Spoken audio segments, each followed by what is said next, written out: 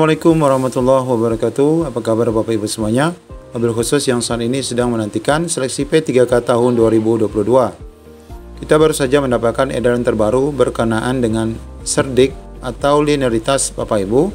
Kualifikasi ijazah Bapak Ibu di formasi apakah nanti bisa mendaftar di P3K 2022. Kita dapati banyak sekali jurusan yang bisa mendaftar menjadi guru kelas. Untuk info lengkapnya ikuti video ini sampai selesai.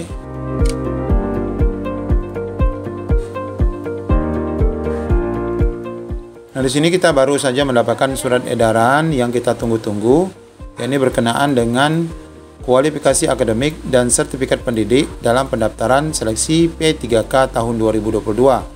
Kita akan lihat Bapak Ibu, ijazah Bapak Ibu itu bisa mendaftar di formasi apa saja nanti di tahun 2022 ini. Kita baca dulu suratnya.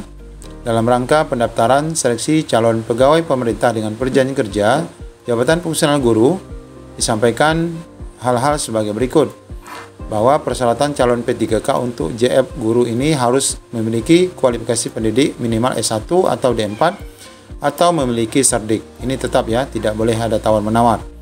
Kemudian yang kedua, calon P3K untuk jabatan fungsional guru harus mendaftar sesuai dengan Serdiknya. Nah, Serdik Bapak Ibu apa? Maka disitulah formasinya. Namun jika Bapak Ibu tidak memiliki Serdik, maka akan dilihat dari kualifikasi ijazah Bapak Ibu. Cocoknya linearnya ke mapel apa nanti. Nah, untuk daftar kualifikasi akademik ataupun linearitas itu langsung kita lihat pada lampiran surat edaran ini. Nah, di sini kita langsung saja pada isi lampiran Bapak Ibu, sangat banyak. Di sini ada 350 halaman. Nanti Bapak Ibu silakan mendownload. Tapi kita lihat secara sekilas Bapak Ibu. Khususnya untuk di SD ya. Kita lihat di SD yang bisa menjadi guru kelas itu sangat banyak. Kita lihat di bagian guru kelas ya. Nah, di bagian guru kelas kita lihat di sini mulai dari jurusan antropologi, ijazah antropologi, kemudian bahasa Indonesia, biologi, ekonomi, ini semua bisa menjadi guru kelas di jenjang SD. Bapak Ibu bisa lihat sendiri di sini sangat banyak, sampai dengan geografi, ekonomi, fisika, keguruan bahasa, kimia, matematika, bahasa Indonesia, sejarah, sosiologi, keguruan biologi. Kalau keguruan juga sudah jelas ya. Ini yang lain pun manajemen, ini juga perkantoran, juga semua bisa jadi guru kelas di jenjang SD.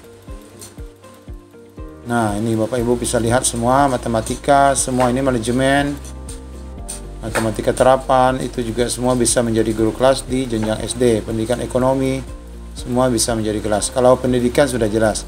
Tapi yang mapel ijazah umum juga banyak yang semuanya bisa menjadi guru kelas. Kemudian kita lihat juga Bapak Ibu, misalnya di jenjang SMP, ini kita teruskan ya. Jenjang SD banyak sekali, ini di halaman 12. Nah, SMP ya. SMP kita lihat. Kalau agama otomatis ya, agama. Nah, ini jelas bahasa Indonesia. Semua yang sejenis bahasa Indonesia, baik itu bahasa dan sastra, ilmu keguruan bahasa, kajian sastra budaya, ini semua bisa menjadi guru bahasa Indonesia di jenjang SMP. Yang berkaitan dengan bahasa. Mungkin juga yang bahasa Inggris, semua yang berkaitan dengan bahasa Inggris, sastra kah atau pendidikan kah, secara umum semua bisa mendaftar ke bahasa Inggris.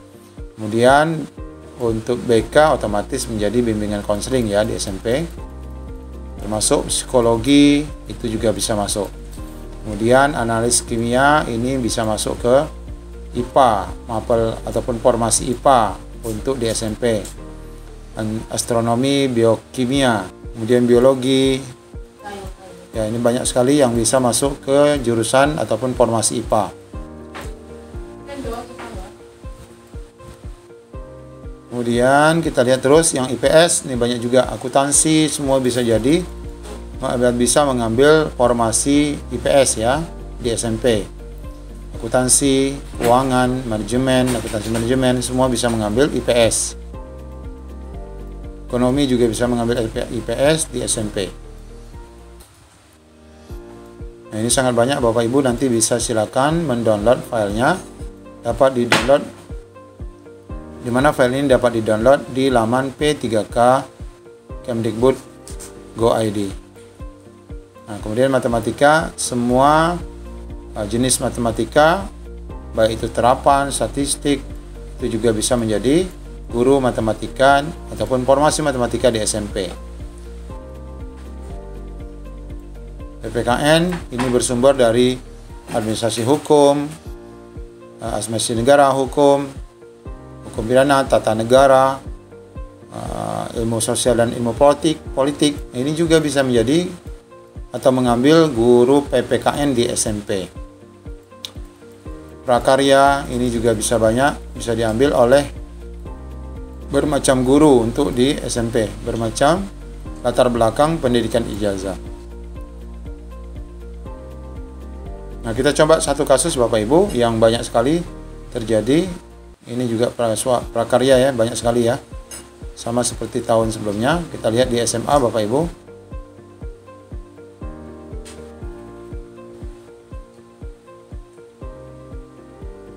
Nah, matematika. Nah, di SMA demikian juga masih dibuka Bapak Ibu. SMA ini semua jurusan bisa mengambil prakarya. Mulai dari analis kimia, animasi, semua bisa mengambil formasi prakarya di SMA. Kita lihat satu persatu.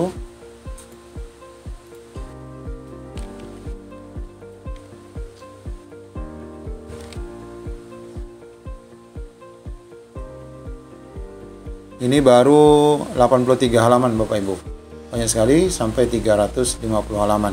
Tentu saja Bapak Ibu bisa langsung melihat sesuai dengan jurusan Bapak Ibu sendiri dan di mana Bapak Ibu sekarang mengabdi, baik itu di jenjang SD, SMP, ataupun SMA dan SMK, ataupun mungkin di jenjang SD dan SLB.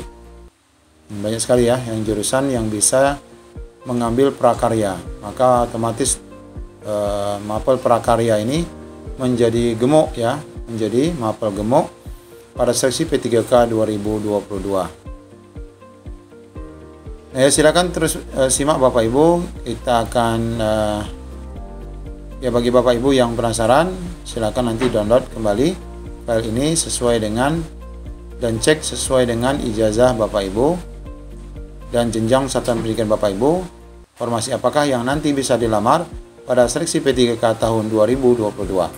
Demikian informasi yang dapat kami sampaikan. Assalamualaikum warahmatullahi wabarakatuh.